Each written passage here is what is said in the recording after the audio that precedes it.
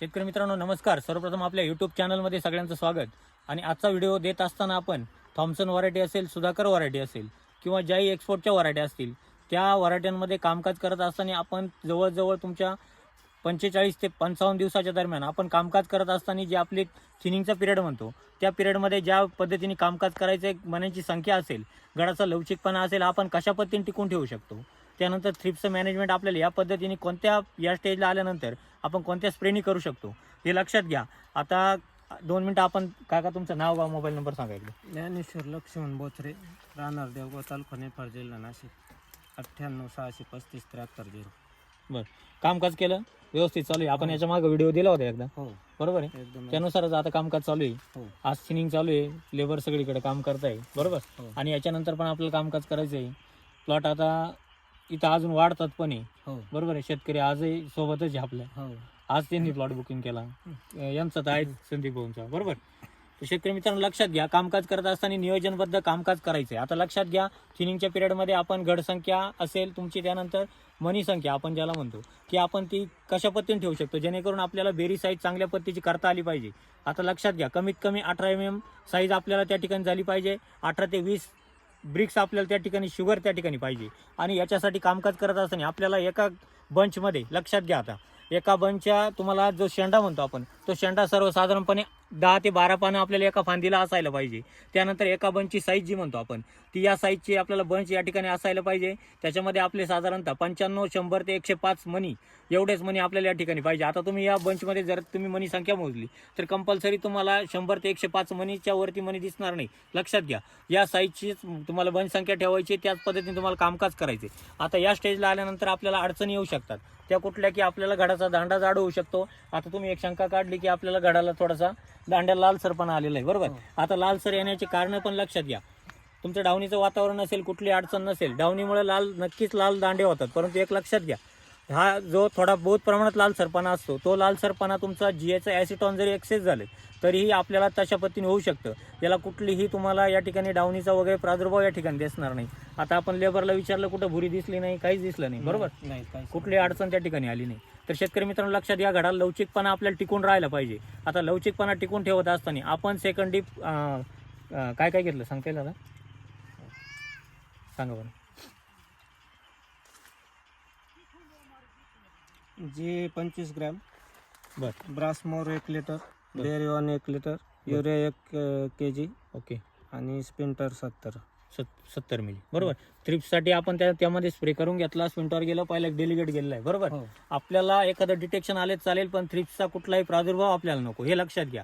पण तरीही आपण त्याच्यापासून कसा बचाव करता येईल याच्यासाठी तुम्हाला परत एकदा सांगतो की आपण फवारण्या करत असताना, थ्रिप्ससाठी नियोजन करत असताना तुम्हाला ट्रिक शॉट लक्षात घ्या. 2 ते 3 फवारण्या आपल्याला बायोमध्ये पण काढून घेणं गरजेचं आहे. फक्त त्याचे मॉलिक्यूल चेक करून, रेसिड्यूचं नियोजन करून आपल्याला त्या फवारण्या घ्यायचे. लक्षात घ्या, 546 मॉलिक्यूल आपल्याला त्या ठिकाणी चेक झालेलेच आपल्याला त्या ठिकाणी मॉलिक्यूल घ्यायचे, हे पण लक्षात घ्या. त्याच्यामध्ये तुमचं ट्रिक शॉट, निवान आणि बोरिक ॲसिडची फवारणी आपल्यासाठी फायदेशीर आहे.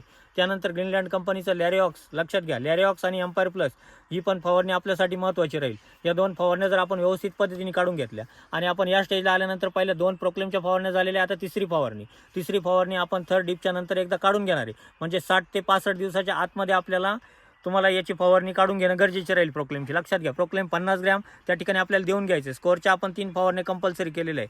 त्यामध्ये प्रोक्लेम आणि स्कोरची फवारणी आपल्याला साधारणतः 55 ते 65 दिवसाच्या दरम्यान एक स्प्रे आपल्याला त्या ठिकाणी काढून घेणं त्या ठिकाणी गरजेचं राहील. त्यानंतर घडाचा लवचिकपणा लक्षात घ्या. आता थर्ड डिपमध्ये आपल्याला वापर करायचा आहे, त्याच्यामध्ये तुम्हाला सांगतो ॲक्टिव्ह टॉप लक्षात घ्या. तुमचं ॲक्टिव्ह टॉप त्या ठिकाणी घ्यायचं आहे तुम्हाला एकरी 500 ml. GA घ्यायचा आहे त्या ठिकाणी तुम्हाला 20 ग्रॅम. लक्षात घ्या, 1 एकरसाठीचा आपल्याला ESSचा स्प्रे तुम्हाला या ठिकाणी सांगतोय मी. त्याच्यामध्ये तुम्हाला GA घ्यायचा आहे साधारणतः 20 ग्रॅम. त्याच्यामध्ये तुम्हाला बेरिओन लक्षात घ्या, बेरिओन 600 मिली, ॲक्टिव्ह टॉप 500 ml या प्रमाणात आपल्याला एक स्प्रे करून घ्यायचा आहे. अतिशय सुंदर रिझल्ट त्या ठिकाणी येतील. त्यानंतर एकरी साधारणतः 2 लिटर आपल्याला ट्राय कंटेनर म्हणजे विपुल त्या ठिकाणी देऊन घ्यायचं. गोदरेज कंपनीचं विपुल तुम्हाला एकरी 2 लिटर या आपल्याला या डिपिंगमध्ये आपल्याला वापरून घ्यायचं, जेणेकरून आपल्या गाडाला लवचिकपणा चांगला राहील. लवचिकपणा जो म्हणतो आपण, लक्षात घ्या. आता पूर्ण गाडाचा तुम्ही मुटका जरी केला तर कुठली अडचण त्या ठिकाणी कोणत्याही बंचला करा, तुमचा एकही मनी गाळणार नाही. अतिशय सुंदर पद्धतीचं नियोजन तुम्हाला करता येईल. आता लक्षात घ्या, जर तुम्ही या पद्धतीने कामकाज केलं तर तुम्हाला शेवटपर्यंत साईजसाठी कुठली अडचण येणार नाही. 18 mm साईज आपल्याला कंपल्सरी त्या ठिकाणी होऊन जाईल. त्यानंतर ड्रिपचे ॲप्लिकेशन देत असताना तुम्हाला याच्या पूर्वीच्या व्हिडिओमध्ये मी सांगितलं होतं की ड्रिप थ्रिप्सचे ॲप्लिकेशन देत असताना आपण सॉईल टेस्टिंगनुसार आपण ॲप्लिकेशन दिलेली. क्षारयुक्त जमिनी असतील तरी त्याच्यासाठी आपण वेगळी ट्रीटमेंट त्या ठिकाणी दिलेली. त्यानंतर आपली जी नियोजनबद्ध किंवा मीडियम जमीन म्हणतो आपण, त्याच्यामध्ये स्लरीचा वापर आपण त्या ठिकाणी करून घेतो. आपल्याला स्लरी कंपल्सरी करून घ्यायची, लक्षात घ्या. त्याच्यामध्ये तुम्हाला नायट्रोजनची लेवल बघून तुम्हाला त्या ठिकाणी गोमूत्र साधारणतः 1 एकरसाठी 20 लिटर, लक्षात घ्या. त्याच्यामध्ये गावठी गाईचं शेण घ्यायचं आपल्याला, लक्षात घ्या. शेण आपण कुठल्याही गाईचं नाही घेता, गावठी गाईचं शेण आपल्याला त्या ठिकाणी घ्यायचं 10 पाट्या. ही गोष्ट लक्षात घ्या. त्याच्यामध्ये आपल्याला सोयाबीन पीठ 2 पायल्याचं त्या ठिकाणी घ्यायचं आहे. आपल्याला याचं मिश्रण चांगल्या पद्धतीने 2 ते 3 दिवस ठेवायचं आहे. त्याच्यामध्ये तुम्ही बॅक्टेरियल एकरी 2 लिटर, लक्षात घ्या, ते पण आपल्याला त्याच्यामध्ये भिजत ठेवायचं आहे. आणि मायक्रोन्यूट्रनची जी आपल्याला डिफिशियन्सी किंवा PTOL केल्यानंतर आपल्याला जी कमतरता दिसते ते आपल्याला त्या ठिकाणी वापरून घ्यायचं, हे लक्षात घ्या. आणि त्याच्यानंतर ही 3 दिवसाची स्लरी आपल्याला 2 ते 3 दिवस भिजत ठेवून आपल्याला प्रत्येक झाडासाठी 1 लिटर आपल्याला दोन्ही बाजू अर्धा लिटर पडेल अशा हिशोबाने आपल्याला देऊन घ्यायची. या स्लरीचा रिझल्ट तुम्हाला 7 ते 8 दिवसात अतिशय सुंदर पद्धतीचा त्या ठिकाणी दिसून येईल. त्यानंतर तुमचं वारंवार दिलेले ॲप्लिकेशन असतील त्याच्यामध्ये तुमचं कॅल्शियम ऑक्साईड, लक्षात घ्या, चांगल्या कंपनीचं चांगल्या क्वालिटीचं आम्ही CKS कॅल्शियम सजेस्ट करतोय. पण CKS कॅल्शियमचे रिझल्ट छान आहेत. जरी तुम्हाला चांगल्या क्वालिटीचं दुसरंही कॅल्शियम मिळत असेल, तुम्ही त्याही क्वालिटीचं वापरायला हरकत नाही. एकरी साधारणतः 2 लिटरचं एक ॲप्लिकेशन आपल्याला 60 दिवसाच्या दरम्यान देऊन घेणं गरजेचं राहील. ही गोष्ट लक्षात घ्या. कॅल्शियम नायट्रेट आपल्याला जर कडाची तुमच्या झाडाची किंवा आपण जी म्हणतो काडी आळायला जर सुरुवात झालेली असेल, आता लक्षात घ्या, तुम्ही या ठिकाणी काडी नॉर्मल सफेद पडायला सुरुवात झालेली आणि आपल्याला साईज होण्याच्या आतमध्ये काडी आळायला नको, त्याच्याकरता आपल्याला कॅल्शियम नायट्रेट एकरी 8 किलोचा डोस आपल्याला त्या ठिकाणी देऊन घ्यायचा आहे, हे लक्षात घ्या. आता बरेच लोक साईजसाठी युरियाचा पण वापर करतात, पण युरियाचा वापर करत असताना तुम्हाला नायट्रेट नायट्रोजन, अमोनिकल नायट्रोजन याचं ताळमेळ बघून आपल्याला त्या ठिकाणी नायट्रोजनचा वापर करायचा, लक्षात घ्या. आता कॅल्शियम नायट्रेट देत असताना तुम्हाला एकरी 7 ते 8 किलो कॅल्शियम नायट्रेट द्यायचे. Boron 500 gram. बोरॉन तुम्हाला या स्टेजला आल्यानंतर का द्यायचे? तुमच्या मण्यांमध्ये एक सारखेपणा आला पाहिजे, एक सारखापणा येऊन मण्यांमध्ये पाणी एकसारखं उतरलं पाहिजे. त्याच्यानंतर आपल्याला शुगर एकसारखी आली पाहिजे. त्याच्यासाठी तुम्हाला एकरी साधारणतः 500 ग्रॅम ते 1 किलोपर्यंत बोरॉन त्या ठिकाणी देऊन घ्यायचे. आणि याच पद्धतीने पूर्ण नियोजन जर केलं तर कुठली अडचण त्या ठिकाणी येत नाही. अजूनही बऱ्याच प्लॉटांचे अजून फोन येतात, कोणाच्या अडचणी असतील, कोणाच्या फ्लॉवरिंगमध्ये अडचणी असतील, कोणाचा शेंडा होत नाही, बऱ्याच अडचणी शेतकऱ्यांच्या येतात. ज्यांनाही अडचणी असतील त्यांनी नक्की ऑफिसला कॉल करा. तुम्हाला कॉल करून प्रत्येक गोष्टीचं आम्ही प्रत्यक्ष देऊन तुम्हाला त्या ठिकाणी नियोजन आपण त्या ठिकाणी लावून देतोय. तर शेतकरी मित्रांनो, काय करा, आपल्या चॅनलला कोणी नवीन आला असेल तर सबस्क्राईब करून घ्या. व्हिडिओ आवडला असेल तर लाईक करा आणि शेअर करायला विसरू नका.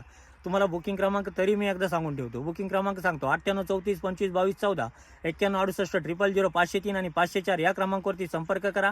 आपले प्लॉट बुकिंग करून घ्या. कोणाच्या अडचणी असतील नक्की कळवा आणि प्रत्येक शेतकऱ्यापर्यंत व्हिडिओ पोहोचवा, जेणेकरून प्रत्येक शेतकऱ्याला चांगली माहिती मिळायला मदत होईल. शॅम्पलचं काम प्रत्येक ठिकाणी आपल्याला व्यवस्थित पद्धतीने करायचं आहे. कुठली अडचण शॅम्पलमध्ये यायला नको आणि प्लॉट आपल्याला कंपल्सरी एक्सपोर्ट झाला पाहिजे. तुम्हाला पुढच्या व्हिडिओमध्ये लागलं तर आपण याच प्लॉटमध्ये पुढच्या व्हिडिओमध्ये तुम्हाला गट संख्या आपण कशा पद्धतीने कमी करायची हे सुद्धा मी तुम्हाला पुढच्या व्हिडिओमध्ये नक्की सांगण्याचा प्रयत्न करेन. धन्यवाद.